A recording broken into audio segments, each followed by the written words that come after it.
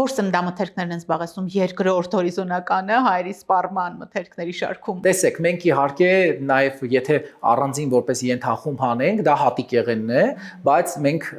կալորիաների տեսանկյունից, քանի որ ածխաջրերի աղբյուր են, միևնույն է իրենց հետագայում միավորում ենք որպես միասնական խումբ, դա նաև հատիկեղենն է, այսինքն բրինձ, հնդկաձավար, հա, սրանք եւս մեր ազգային սննդակարգում կարևոր դեր ունեցող մթերքներ են եւ դարձյալ մի կարևոր տեղեկատվություն, որը որ կուզեի փոխանցել։ Ամեն տարի նվազում է մեր մոտ ձավարի եւ հաճարի թվերը։ Այսինքն տեսեք մեր ազգային ուտեստները, հարիսա,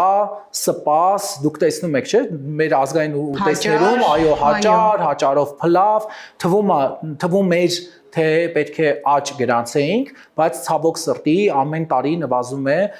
մեզ մոտ եւ ձավարի եւ հաճարի թվերը